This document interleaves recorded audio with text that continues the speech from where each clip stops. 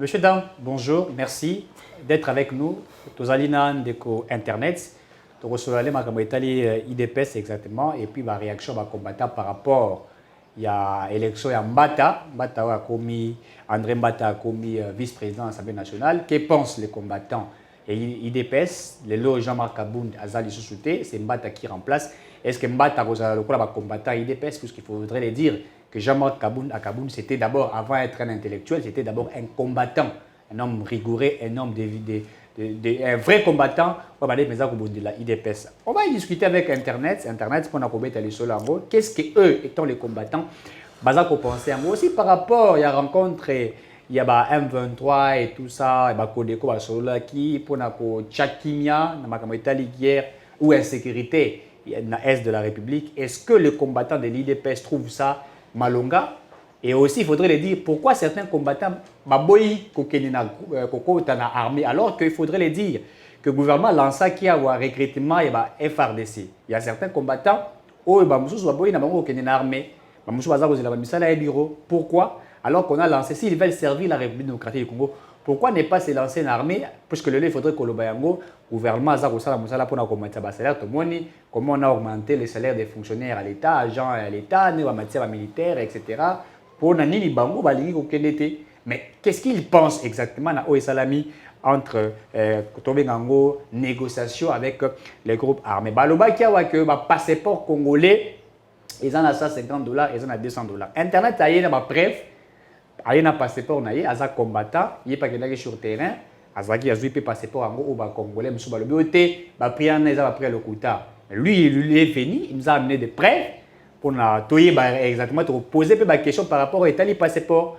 Azan nango wana mopanzi to robeta maso nango pour informer bino ndeko internet ozali moko ya baoyo bazali na IDPS lobelaka parti ozali pembeni ozalaka liboso na Jean-Marc Kabunde Augustin Kabuya même na Etienne Tshisekedi wa Mulumba à l'époque puisque ozala mwa olakisa biso l'autre fois archive ya photo okutana tête à tête na Etienne Tshisekedi wa Mulumba mais to banda na lisolo oyo ya élection euti ko salama na Assemblée nationale André Mbata auti ko remplacer Jean-Marc Kabund à Kabund pona bino na ndenge boyibilaki Jean-Marc Kabund na ndenge Mbata zali est-ce que Mbata ko yipenza ko pesa bino posa oyo Kabund ndeko pesa bino pour Kabund il faut qu'on rappeler tant des autres salamaka wa kita sur terrain même dans l'Assemblée nationale zo benga na batu azo ganda est-ce que Mbata ko za penza face penza ba combattant pe boye vous sentir que non ça va vraiment dans ce pays d'abord mingi ndenge o yambinga lisusu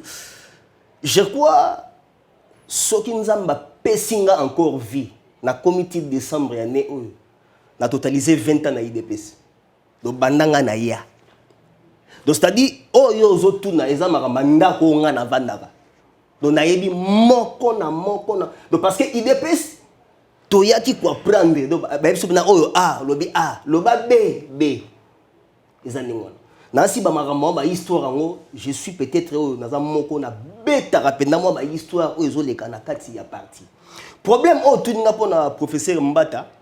Je crois que président Jean-Marc Kabund aïe ex na lobelango déjà bobengana ye déjà na lobelango déjà ndenge azalaka ta rouge nani na rouge pour na relaxer dire que non supprimer makila ici leki donc ezapena pour na sens wana te pour moninga na tisekediste parce que nazalaka fier mayele oyo nga nazozwa na IDPS les fins de limiter paix à son âme abimisa pena mbongo ba former biso kutunga na banga ngabi mais mon président je suis encore jeune alobi non na besoin d'intelligence na yo alobi na abi souci na ngezali d'information na yo wana et comment traiter donc et comment par note voilà tant mutu a former nga donc abimisa bena mbongo ndeng wana donc to tangi to te amoni na kata parti to na école du parti donc on a un directoire tout consort mais école les gens là pour former biso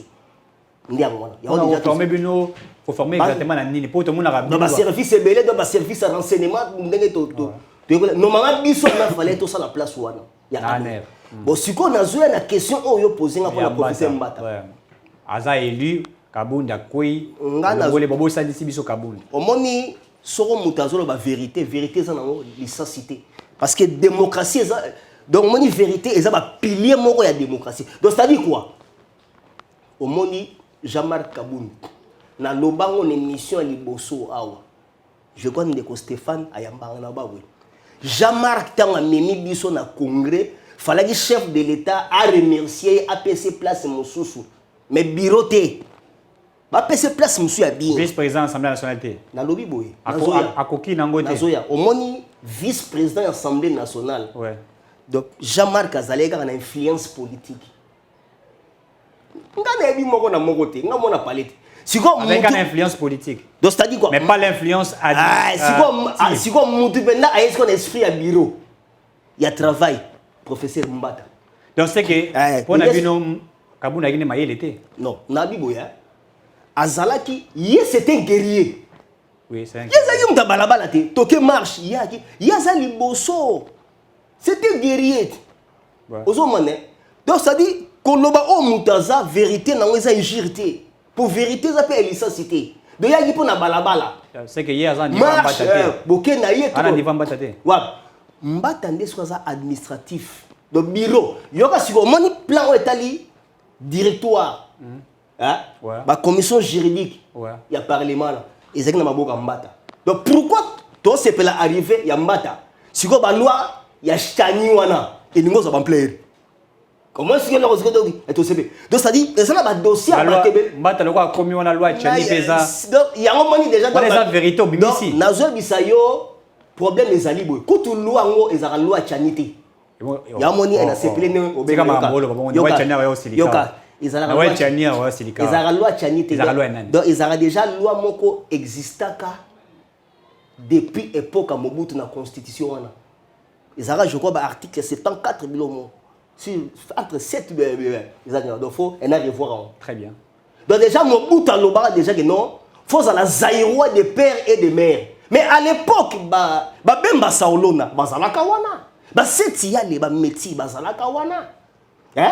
Bazaki belé mais pourquoi tant Mobutu alobaka luana ba fioto la ka mbangate kaka donc tozomona ba métis oyo ya lelo ba métis neti ba katumbi métis oyo ya lelo katumbi za congolais non na lobi wana azali tala bazo biso boye okoza la congolais par acquisition ba peso kande papier zela tobeta te wana tokota sima ko sima ngote wana tokota sima par acquisition na congolais il y a naturalisation. Donc netinga to solo boy naza congolais naturel, de naturalisation. Il y a un moment un service à renseignement avant de recruter biso. Ba tuna kamutu. Ils ont une interview orale. Est-ce que tu es congolais de père et de mère? Parce que service à renseignement ils ont uniquement pour na ba congolais à 100%. Donc rose à 50 été. Donc neti ba toro la. Mais na ba aner to kuta ba Rwandais. Voilà, yango omoni eloko na elio passeport. Le problème est ali au Moni Congo, faut réforme institutionnelle. De l'application. C'est tout ce que la na oyamba. Si comme mbata si comme demain yendeng ayiwana. Et ça ba dossier musu il y a batu musu so.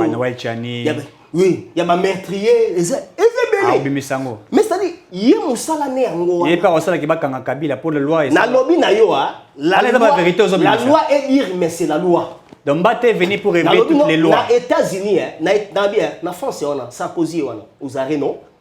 Qui est Kabila, d'après tout? Ancien président. Non. Donc, oui bien, nazo bisayo. Sénateur avec China. Wana, au moni type wana na lobango. Constitution. Nazala soki to bande mission wana yo, so tangelinga komba mutu wana, do na benga ngo triste mémoire. Oh, triste mémoire mutaza. Donc, les années donc au côté singa mawa. Donc au côté singa mawa moko na vie. Donc nazo bisayo to leki na niveau moko.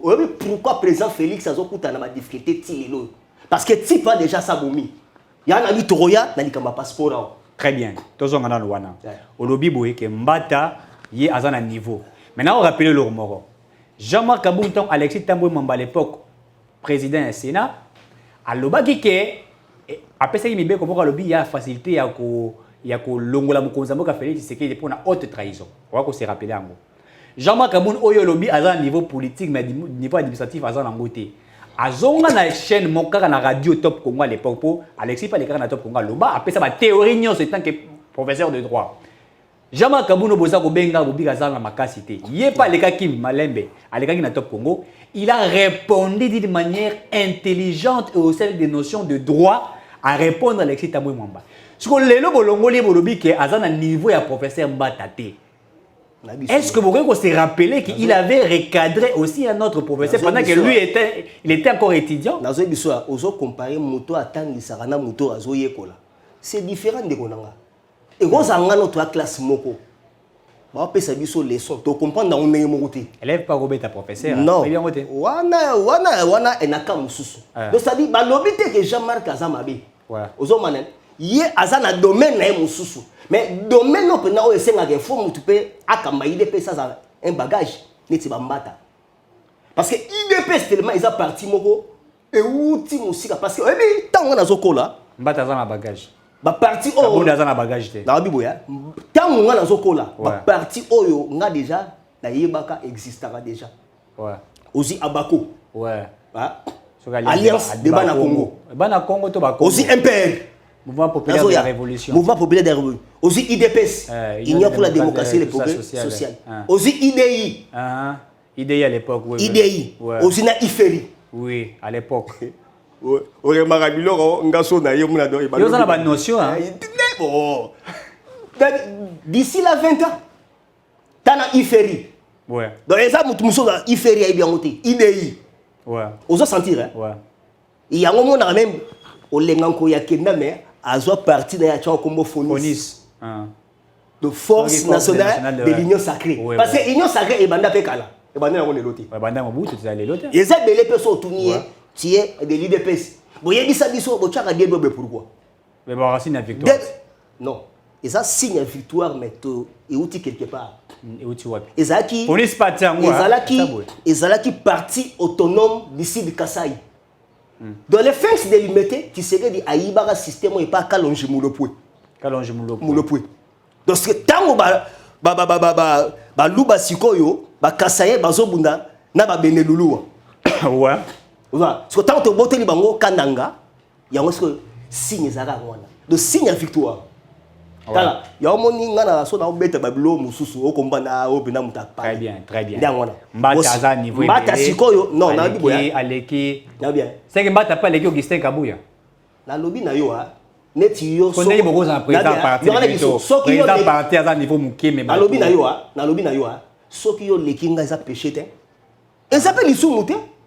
Mokiliti le lot ozaka ko apprendre et ça m'a Mbata leki Jean-Marc Kabou Mbata leki Augustin Kabou na lobi eloko ezobo makongo ba valeur soko yebite tika na to mona bêtise mo susu fe kofa e ba répéter moi ya nini liboso ba conduire même entraîneur à longolisi biso ba conduire sous entraîneur mususu aza incompétent par rapport à miai déjà et dans kamo donc ba valeur o esengeli ba place on ba oza place on te ba ochaka ba to do ya bien te quoi so voilà la valeur problème ezali hein mais Phoenix papa o a encadré yo a tia secrétaire général à partir poste secrétaire général à partir des postes administratifs bon yo au mona te tango yambanga na ebisa premier fautif c'est présent Félix mais pourquoi ngana le kaka awa bon moi ba moniere pourquoi ngana condamnera présent Félix Etienne Tshisekedi mutacha Félix c'était non Etienne Tshisekedi bandino na kotia secrétaire général Jean-Marc Kabou Etienne Tshisekedi wa Mulumbati après tant à Koufi Félix Tshisekedi pas renouveler confiance car il pas Jean-Marc Kabou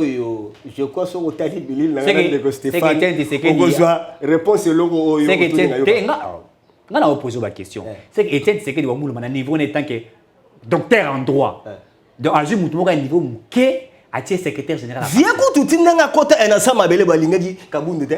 Oh, mais si on est la secrétaire. Il y a un avis sur le terrain. Vietnenge akenda boye, nzamba bengai vienne pena gira devant biso tout.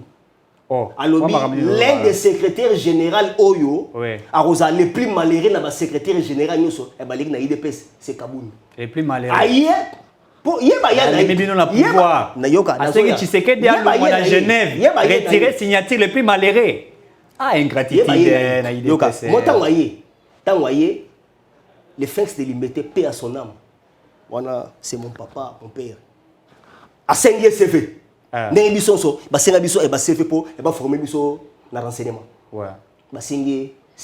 Ba bien ça sens politique na katanga. Ye CV na ye azo komango au contraire ba makambo ye azobimisa Ah bien ça licencié en sciences politiques. ye azoloba ye c'est-à-dire ye azoloba nini ye azoloba ye azakasaye mais CV nyonso ezofunda katange via lobi non makambo ezoloba na CV eza ko correspondre te zwa CV kende bandela ya kotsa mususu Azaka Saint Katange. na bien na munoko ya zobaza kasaye mais na CV na ye yache katange Mais il a grandi au Qatar. via lobi na ye kamata CV kende bandela ya kotsa mususu sko cha identité ya makambo yo ebimi na munoko po oyo okomia eza mususu po via premier docteur en droit Achaki identité. ye ya chaki katange tout consort ba côté wana Oui. via bima zwa bandela ya kotsa mususu parce que bayaki na ye enandenga pui mutamema epekasi et pas vie fachi beton Kasi Fachi Memi a commis si Fachi président. pose la ngana silisa Loba tozo kayo. Très bien.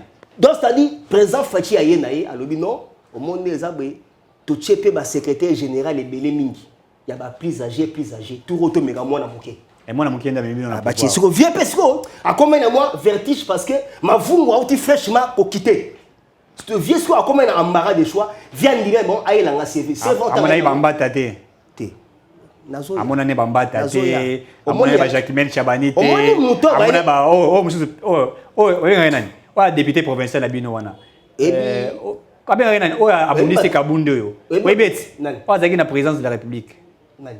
Conseiller? Te azaki pe conseiller moko na kati ya présidence. Ye moko ce soir. Et qui Peter soki nani yo.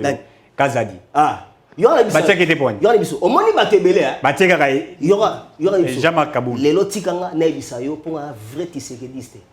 Mingi batie bon par influence. Ndeti batia Jean-Marc Kaboul par influence. Nazo bisa yo. Mingi batie bon par influence. Maman Marti a lobelio. Batie. Na parti politique ezaka. Nazo na lobby hein. Nazo ya malembe. Très bien. Influence ezo peser pe na monde politique. Influence. On a la tête. Nazo bisa yo. Ngana za mona parler. Lelo président lelo akendate en akita ki bokonzi na ye. Simanaye na mona 3 personnes. Ya Ligue des Jeunes ba Simanaye. Na mona James Azalawana. 2 na mona Pindi.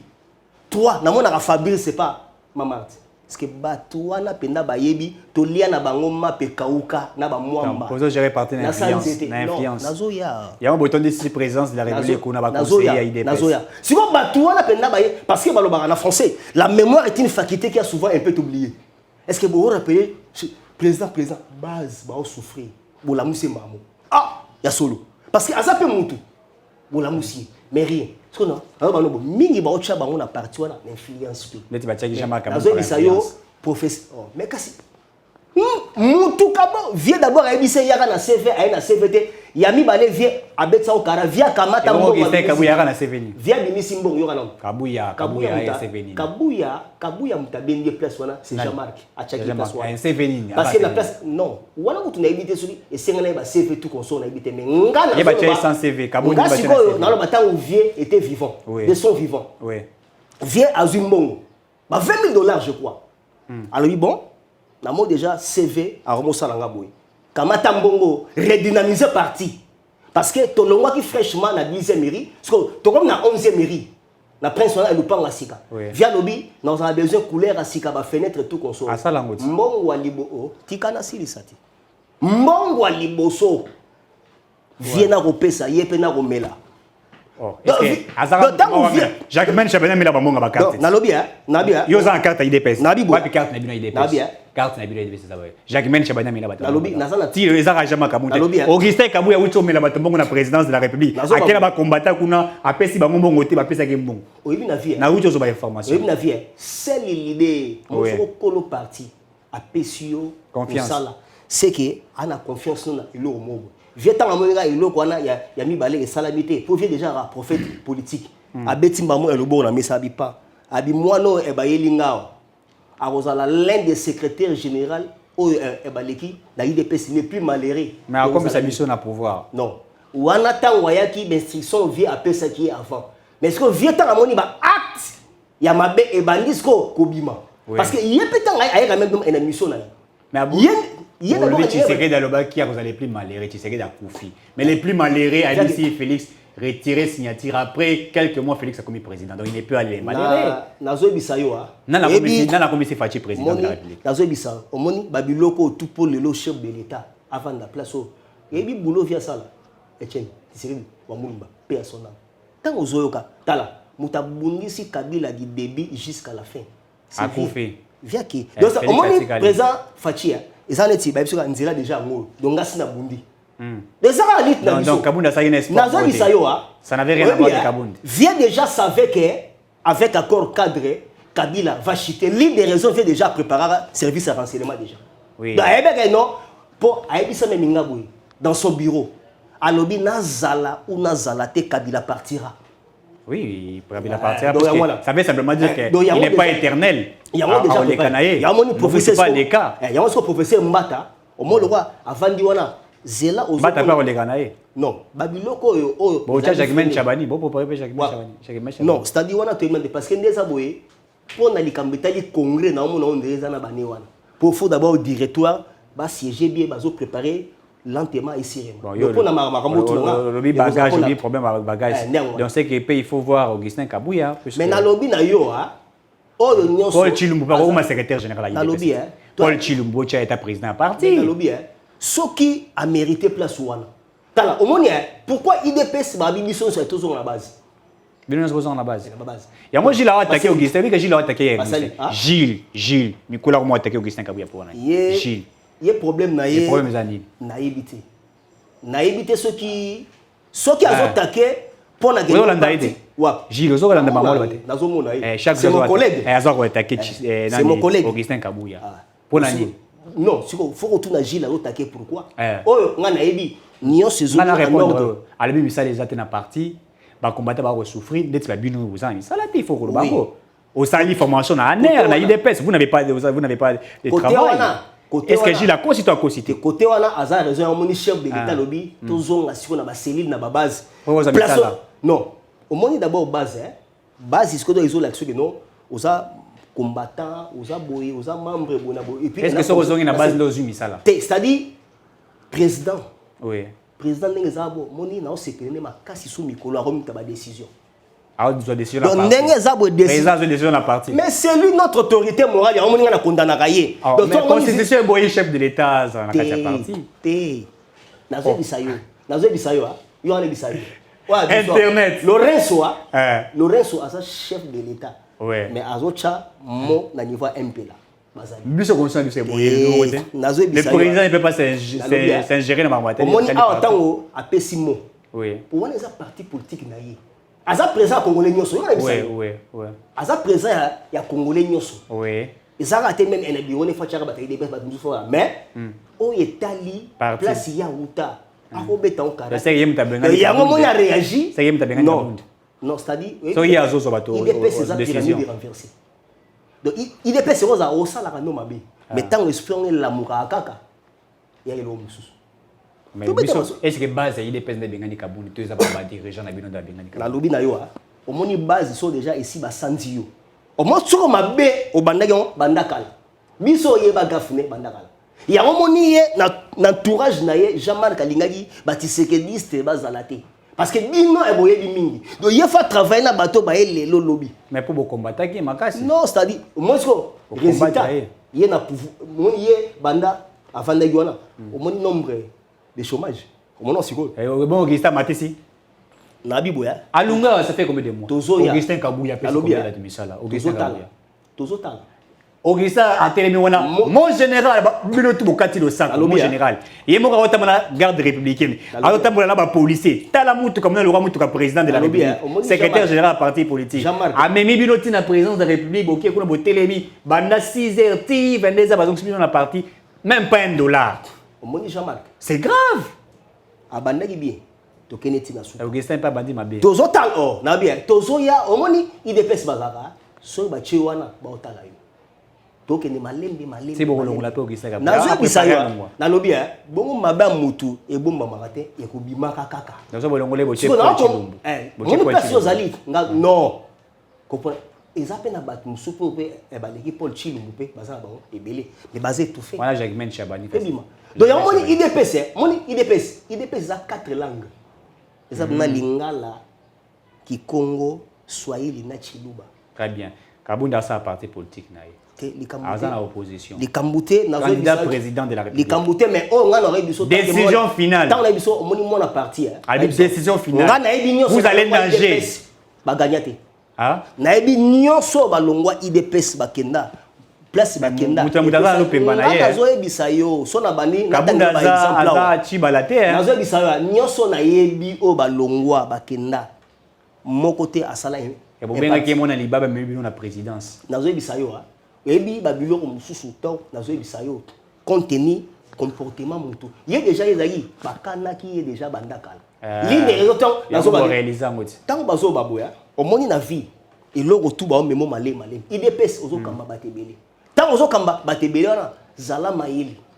OK, salaire bando administratif kamba déjà ba toilette IDPS etondaki non ba ki etondaki plein bozo pepa c'est-à-dire quoi oyebi même Gilles wana tant azoloba et pas loba ki yango wana na ebi Gilles bien abai bo pepi toilette était za otonda ba combattre ba tonde si toilette vous en pouvoir na ebi Gilles bien Gilles pe ebi ngabi. Ce qui Gilles a salango pour l'intérêt général. Sur ma bezali, babonsa. Mais nayebi Gilles bien. Tant et comme un moment où ba solo li nayeboye a changer langage. Nga nayebi Gilles bien nenga banda pour ngobila. Oui, fils mukoko. Na bien. Ngam na biso bango. Fils mukoko. Fils il est l'un des personnes tout ne va pas bien, tout va mal. Nga nayebi sare siko, yenga nayebi sare boye. Mono zawana. Chaka nzambe liboso parce que lokola kaka yo obandaka journée na kwiti osuksanga na kwiti lokola okotaka ba bikota kota na saba kwiti place yo ozula ngona loboko oyeba te fils moko nini ozona loboko ngam biso wala menace mais non mabe yemo akotaka e ba place na ye rien ne va pas est-ce que yebna donc arosala o donc azawana pour ni alingi ko se respecter comment expliquer mutu ma vie no mobimba kwiti na kwiti tala mais le baramarambo ati non, nalobi hein. Akoko loba na ye. Ça c'est démocratie. La démocratie le bakem tout n'est pas. Nalobi na yo hein. Il a commencé d'abord tout va mal dans parti politique. Nalobi hein. Abi Kabunda sala aboya comme na parti ça fait 3 ans tant Kabunda lunga ya anyata ma ko la parti a toboli mazo sambela banda paza wana pazo zo le côté. Biso nyo sauté. Toza wana te. 3 ans il épais ce pouvoir. Les combattants sans travail, les communicateurs sans travail. Si toza les membres du Oazan il épais sans rien du tout. 3 ans. Topesi ba idée ba répondre biso ba non ba répondre biso boza na ba cellule siko to sala ba plainte wana na saint ba cellule pas mais ça te to kokende tala to koma kakati balobaki na bino na ba cellule na bino bo pesa ba CV to pesa déjà bo pesa ba CV na ibi lisolo wana banda depuis 2021 début 21 ba pesa ba CV bo kena ba CV ba kota bino biloko bengi serni. Oui, mais maintenant, le bon. Je suis informé. Est-ce que tu peux affirmer ce que je dis que c'est informé? Mais rien n'est là. On va se matriculer à l'État. Rien n'est là. La plupart des bateaux c'est va liboso. Baba ngulu. Si cette fois-ci faut bango basala descendre na ba cellule, bata na intel. Et puis bateau mingo va se retrouver en la présence mais ce ne sont pas de l'IDPS. C'est ça le problème. Tala. Au monde ya boya problème tous en ngwawa au monde passez pas to koma wana ça qui faut le voilà to koma comment ngate olandi parce que problème est tous en ngwawa ce faut pas identifier avec aspect physique n'eng ba bandeka déjà dans ba section ba ben intel batalio intel ce qu'il faut ba ça descente dans ba cellule pourquoi Giliemo auto ba onga pe na zaki na cellule très bien kalamengi TP to là to la moki Internet a comme secrétaire général à IDPS. Oui, mais dans lobby, oui, dans la vie politique, il faut avoir l'ambition. Faut que secrétaire général, il faut le non, et ça va CGT, ma poste est élevée. Il faut le Augustin Kabouya. Comme secrétaire général par CG dans lobby, na yo, et ça va CGT, ma place au neti, ma place au on a déjà envisagé d'abord ils ont CGPT. Malheureusement, te wana za secret nga, ça c'est discret, mais nega oyambanga bo oyoka. On ne saura pas. Internet, secrétaire général IDPS. Bon, ça va déjà. Et ça a dit ambition à l'obaki. Mais vous allez CGT pour ma place. Mbata, félicitations professeur Mbata. Oui, félicitations place. Internet sera secrétaire général à IDPS. Voilà, Yom Tolobi. Très bien. Internet. On a en Nairobi, tout le monde est leader de seigneur de guerre. Réunion, dialogue, basololi. Na commission au comité moko bachaki yango par le président de la République pour discuter na ba rebelle on a M23 ba ko de ko na ba moment mususu to la même porte-parole il y a M23 lobby à CPLI ndenge Félix lobby ba solola Félix c'est que d'azali mutazali kolinga ko ça la lutte politique bango ba sali ba lutte de guerre et tout ça il faut ba yokana pour na ko sa guerre na est bino ba combattant IDPS pour na nini te bolinzi mapé ba mingi ba kende na armée bo bumbisa banguna.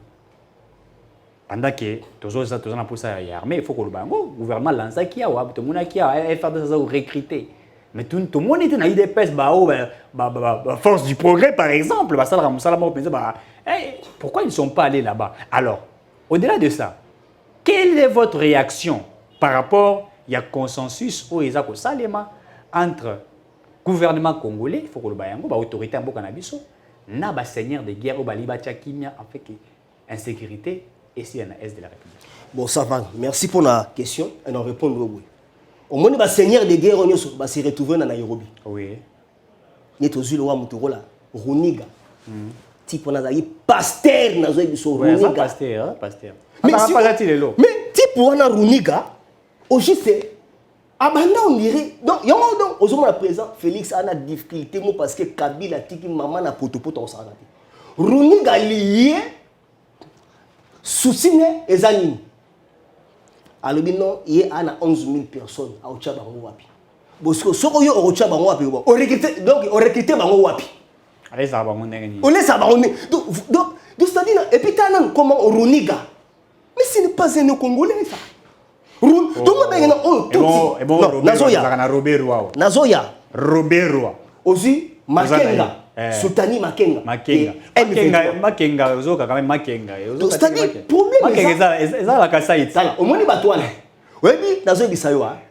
Des négociations en négociation, nous en avons marre.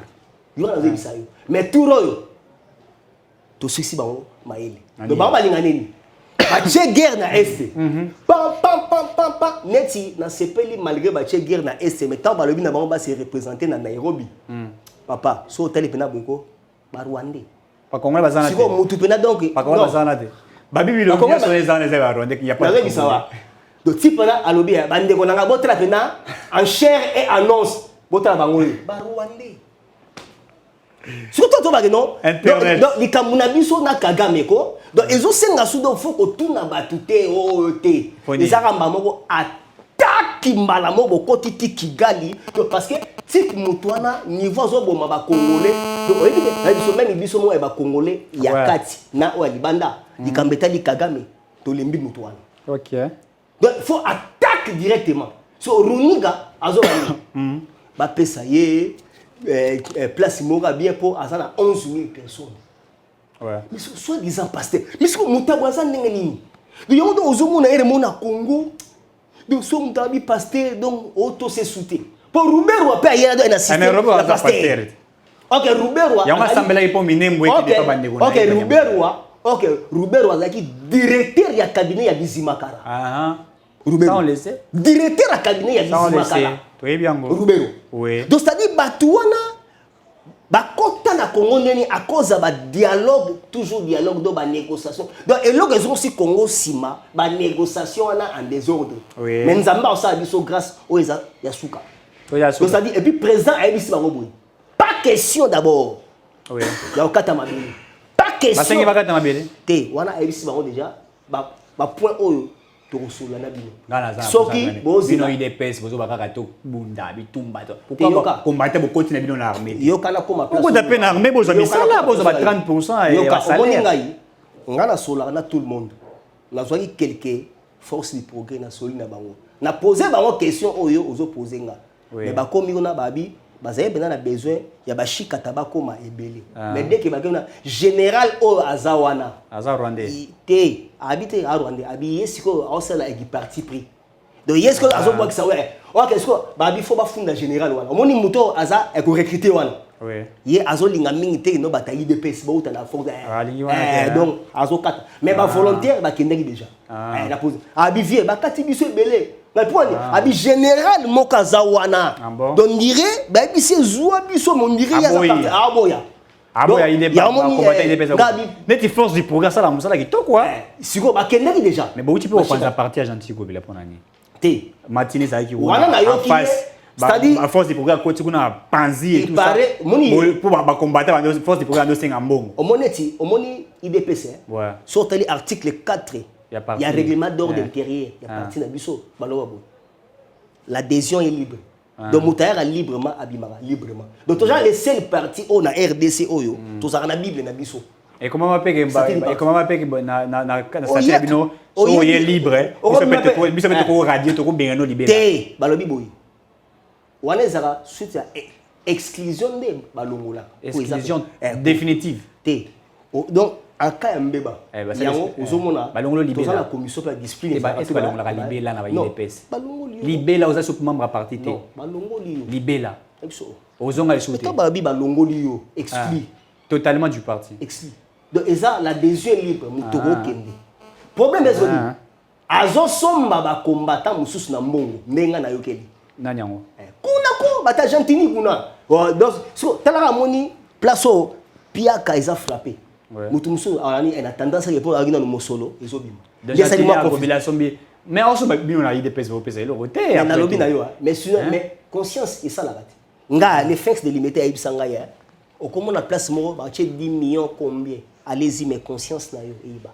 Donc ba 10 millions kufa nanzala ozana musalate ozana musalate kufa nanzala bana no ba kufa kozwa mbongo te. Omone tinga bo. Donc c'est ça c'est après ça bino. Omone netinga bo. Na passé moment tout à IDPS quand la crise. C'est-à-dire vous avez la crise. Non, oui, dans la crise déjà outil opération wa batinde lo mbongo ngo batinde la kyo so mes alaki mususu mais o ezwa ki pesa ki mususu. C'est-à-dire omoni est-ce que est bien ezala ba internet est-ce que est bien ngo oyebi ezala ba batinde ki pona opération na yo ezalaki mususu tant que komi pe kuna na hôpital et komi mususu té oui bien té ezalaki ndengwana té ezalaki ndengwana té parce que somme oyo nga na zwaki yango face à face ya CG tête à tête qui c'est Kabuya wana ta ozo ba il est pas mais yo ba ki mbongo pas président de la République na lobby so président PSG kasi ya président de la République a repéré $500 pour une opération na lobby na yo boya ezalaki pe montant na tenga na robimisa chiffre te wana na la information te wana yo lobby na la information ezalaki pe montant oyo o lobby wana quand même oza parti na yo président de la République oye bien internet a belli ba ça des opérations après ça mon opération na yo et puis obima c'est là c'est ça obimi hôpital ozaka ndoza boy na lobby boya ni loko rien du tout on dit que mbongo wana penza wuta pas président de la République et que président de la République bisa mbongo wana internet tout ça même sérieux oui epsegoni faut suivre OK ba boy okuta na Augustin Kabuya yoka tant oui ba pona ba boy yoka bisayo oui ba vérité te yoka bisayo so ba chenga analyse faut ba recevoir nga nyoso nga na rolo ba ngwa te mais nga na fouiller non c'est-à-dire yo vous avez journaliste d'investigation na yebi yo pe na landiti na nini siko yo fouiller mais na chiffre ngo pe otali ezali bongo te olandi na robimisolo ba vérité nga na zokende jour audience na nga yo koma opération liboso $500 pour na basala yo opération mi balé 700 et quelques dollars pour ba traiter yo non c'est moi wana ba kisi ba sengaki et tout mais au bimi na hôpital rien du tout suivi et l'autre côté au bandeli kutu ndio za na poza kutu kauki penza teza ezano za wana kauki non oyebi ne za wana yo wana bisayo parti pesi même pas $10,000 pour une opération pour na traiter même pas $20,000 donc c'est kabu azo za mbonga bino kuna ne bisayo c'est regrettable mon cher ne bisayo ndenge za wana na salaki première pas deuxième pas na ebisinga fo audience ba oyamba yo asola na ngai na Augustin Kabuya tozoya ya moni côté wana na ninga na rolobela ngo mingi te parce que nabi date na menga nazo sunga yo nde te nabi vous avez été opéré ba sali deux opérations à l'immédiat alors qu'internet oui ka coûte même yo ndo ça va vie belé yo ndo ça va 20 va 50 cas mais comment ça même ba 600 et quelques ba 500 et quelques ça y absence c'est ça absence pourquoi au belli santé n'est comme une difficulté à s'arrêter. 2 opérations. Mais bah traité, c'est là l'assistant de Gonazo va pas sunga. Il faut qu'il va sunga yo. Toi tu as parlé pour les partis présidentiels. C'est ça. Avant toi comme Messi, toi comme monsieur Toza et tout ça, toi tu as fait quelque chose dans le parti présidentiel. Mais tu aurais bien internet les notés. Oui, c'est ça. Oui bien go. Mais bah sali opération. C'est là l'assistant de Gonanga. Bah sali opération. Bah traité yo. N'est-ce pas? Au bimi dans l'hôpital. Même pas $1000. Même pas $200. Autant que la makolo aux oignons comme internet. N'a la aussi. Est-ce que na kosi non? Tant on a salarié des émissions. Balandinga déjà. Na poto ne balandi. Té, na lobi. Bango balobini. Bango pe balandi. Balobini. Ya na bien. Sois calme. Oyo ba koye bisanga wana so. Ngai na ebi na onté o bango ba koye bisanga. Sois calme. Et puis na ebi sayo pourquoi Kabuya rokuta na ya ropé ça sous 500. Té. 500 eza vite. Pour la minto nana ndako te. Ah oza. Non, nazoya te. Internet à la musala te. Yo le 500. Internet grand combattant IDPS. Batuto ba obeta ba gaz lacrymogène bo na nzela. Na belo le lote. Est-ce que na mona yo na balaba 2016. Biso bundi. Gaz lacrymogène tant ba obo même aussi mukili bo sotaka ba mir. Bo kimisaka ba mama batu. Ya ba mama bo kimisaka ba. Mais boza na pouvoir. IDPS n'a pouvoir. Le grand combattant n'a pouvoir. Mais même pas le pan. Il y a 2 mètres carrés. Exact. Autant pour les bateaux, c'est Internet. IDPS. IDPS. Est-ce que il a parti à UNC? Il y aura Ibisayo. Va combattre si même soit Baranda. Est-ce qu'il y a Ah, kuna bon, ouais. Merci. Au moni en a minute. Gentini et Gobila. Parti déjà pour pesa de bon.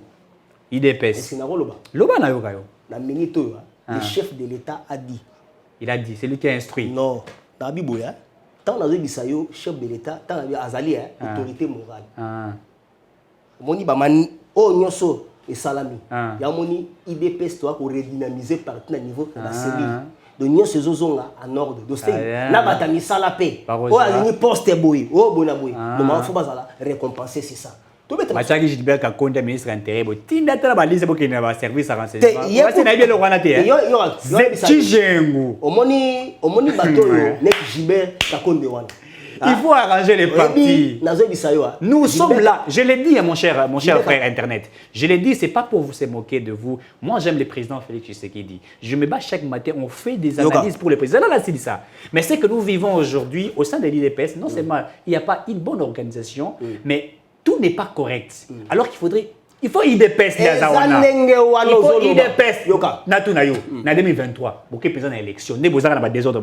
IDPS après ça me consambuka. Après ça me consambuka majorité. Il y aura l'une des raisons parti toujours redynamisant pour préparer majorité na biso. Majorité na bino na banani. Na banani. Mais majorité na biso. Bon, toujours clôturer. Bon, na biboya. Olinga passeport. Oui bi na ibiseko déjà boy. Non, au sommet, il passe pas combien? $99, hein? $99, mais il pas gang quitté. Gang quitté, hein? Au bas, on a 150. Gang qui a eu 250. Là, ça a un passeport en Goa. Na bibo. Vérifier rapide. T'as un passeport. Passeport biométrique. Yoka. L'accent va tourner maintenant. Passeport biométrique. Non, l'accent nous passeport moi le passeport congolais. L'accent va tourner maintenant. Comment on a Mata? Nabia. Mata Engo et Ogi, hein? C'est ça non? Ige. Ige. C'est ça bon. Nabia. L'accent pour un passeport batala. Passeport congolais. Oui, bah non. Banda penda ke ba mon passeport. Voilà, passeport congolais ça va, malembe. Oh, ils ont coûté ça $50-200. Ces passeports congolais coûtent $99, monsieur Dam. Yoka siko. Osa na passeport wana. Monika page yo au simbi wana. Oui. Na droite na wana. Na droite. Ouais. Na scène wana ba commune. Ah ouais, côté. Côté. T. Au moins place ba identité nanga. Complet. Identité tout ça. Parce que kende est à côté à droite. Et à droite na moni. Na c'est non. Na moni Minafet. Minafet. Minafet. Donc c'est-à-dire au moins autorité émetteur. Non. Autorité émetteur, na c'est va comme ce Minafet. Bon, Minafet c'est place dans le bilan wana. Zani Minafet. Au moins banda kabila kenda. Ti lelo tozaka na ba passeport oyo. Donc c'est-à-dire Minafet wana siko eza d'abord nini. Yana zo ba président ça innocent. Président ça innocent. Donc c'est-à-dire donc tu es déjà au coup à Congo c'est donc les boulons qu'on doit présenter sur l'été quand si on a passeport non la passeport autant minafet c'est-à-dire minafek ouais minafet le bateau bazo le bagazali ministère de la coopération rwandaise mais non ils allaient ministère des affaires étrangères ouais biswa ouais biswa répondre mais mon mieux là tout le monde qui excusez mon mieux hein moi la moi si on a la dame pour beaucoup de respect alobaki ezaya ba rwandais te no mama ezomoni ba réseaux sociaux no mama d'utiliser na batandenge na ndenge très bien chef de l'état na minito ouais aza Lubumbashi pona ba diabo o ezoleka kaka donc mutumo ba pelisika moto e comme que no ba boma ba kasaya tout consort yango akepo acha kimia na isika wana très bien ozo neti diabo o sus ozo man alors ba passeport o ndenge ezabo eza ministère national des affaires étrangères ou Yabiswa. Oui, Yabiswa. Donc il y a rien à voir du Rwanda. Donc il y a rien à voir du Rwanda. Mais pour ce qui concerne le chef de l'État, Asasko na Lubumbashi. Attends visa te. Non, na lobby na Mbuya. Non, ebimi. Oui, visa. Non, bon temps lobby et non internet. Et ça tout neuf. Il y aura des bisa. Il faut biso to mona openza pas USA, pas Canada, pas ça la bien. Et Roya wana. Bon la bien. Où est la présidente bon qu'il est bon la bien. Ebimi Pamba. Et l'autre côté. Ebimi Pamba. Ils ont tout neuf. À part ça, chef de l'État na minito. Très bien. À quelques local juste conclusion. Il y a ba makambo. Oyebi nazo bisao ba vrai autochtone ya mboka wana na Lubumbashi. Ce sont les Kasaïens. Odo ba Lubakati. Donc c'est-à-dire et ça ba bilo ma Moïse ka. Yo pe na tunyo te yo ze colonie. Wa. Yo ze colonie. Ameka tanga kuna. Mata za province ni. Congo central. Ok, so vous avez cassé un balobi, vous avez cassé un cassé. Marche à Moumeno. Heureusement que vous avez marché à Moumeno. Donc c'est-à-dire problème wana. Marche à Moumeno. Ça problème des pères et des mères. Donc des pères. Donc c'est-à-dire ba vrai kolo mabele wana za les Kassaïens. Les Kassaïens. Oui. Balubakati. Donc mutana diabo wana c'est Katumbi. Omoni yeka place azali. Amatsaka moi moto malembe tie koma na ba niveau wana. OK. Ozo man. Nazo bisayo biso tout ba bantu toyela vers rivière. D'auteur vers Zanzibar, toujours qui t'a malé, rivière, papa. Aux hommes, le bigilange. Tu es na rivière, ou na yango moni, to constitua Katanga. Ok. Katanga. Ora, Lubumbashi. D'ailleurs, comme on a Lubumbashi, ils rappellent un ndenge bango bazo bengi langote. Ils a qui, mu Congo muta pesa kombo wana ezaka Lubumbansi. Lubumbansi. Donc ça dit bon battre la mabele na bino. Lubumbansi. Yo za pesa muta histoire. Donc Kimbango muta pesa kombo wana. OK. Donc tellement talaka ba swahiliphone na mu Congo yazo ba Lubumbansi. Donc ça dit parce que ya kufa pona likamba mabele. Très bien. Alors bato ba bega Katangé. Katangé bazali ba mindele o ba yaka par chemin de fer. O ba botamela kuna, sera chemin de fer. So mundele belge botami kuna o benge Katangé. Olandi. Alors ce que mais ba kolo mabele do ba lubakati do ba luba ya Katanga. Donc parce que tant ba yé ba sali Lubumbashi Katanga ba landi sur rivière Benalulu ati ba ke ba sali sur Mbujimai. Donc ça dit ba moni bantu place rivière azali place ndé a de la vie. Alors ba bango ba originaire ma belon ce sont des Kassais. So monte peleng na niveau ya mo présent à Kitikuna l'accueil était chaleureux pour avoir pesé moi attention tout qu'on soit makambo nous ça ils a toujours Moïse Katumbi. Très bien. Donc c'est ça. Vous rappelez Mouzé Laurent Désiré a commis président à Congo Katumbi Mutalibosa qui en exil. Akima Poani. Non, nazo bisayo. Akima Poani. Kutu Akima déjà. Asako déjà raté. Akima Poani. Oh, yé mutafunda biso à l'époque. Alobi RDC bana nyona nga fo ba devoir na ngai. Série kutu il y a Laurent Mouzé. Comme nous Zambie moi ba porter gouvernement mais c'est Moïse Katumbi. Très bien. Merci internet. Et puis dans Zambie donc dans Zambie Asa presque na entreprise ebele. Bon to ibito za mo. Calamité na obisa toutes les entreprises de Katumbi wa tonga na libanda. Et puis moi na député pe kuna. Donc c'est ça le problème. Voilà où doit yebena. Monique na biso information bela parti. Dans lobby ebi ah pesa ngana félicitations. Au lobby Singapour. Dona mbote po. Messieurs dames, nous sommes arrivés à la fin. Singapour le lot. L'ambiance oui, l'ambiance c'est ça. Il fallait vraiment dire des choses importantes. Je crois que si ça choquait certaines personnes, ce n'est pas pour que ça fasse mal. Il faut dire certaines vérités pour arranger beaucoup de choses. Nous aimons le président de la République et nous voulons qu'il aille un peu loin. Merci à toi, Internet, d'avoir répondu. Merci, je vous souhaite encore bonne guérison, puisque nous en avons coupé, il faudrait dire la vérité. Nous avons essayé d'en noter. Mais pour l'amour du pays, pour l'amour du pays, aux Zonga, Et ça va nous faire vraiment plaisir. Merci à vous de nous avoir suivis. Merci à Gims Lokoum qui était derrière la caméra. On se retrouve très prochainement. Non, non, le visa. Hein? Non, tu le visa. Il faut le visa. Ciao. Ouais, non, tu le visa. Merci. Merci à très bientôt. Merci.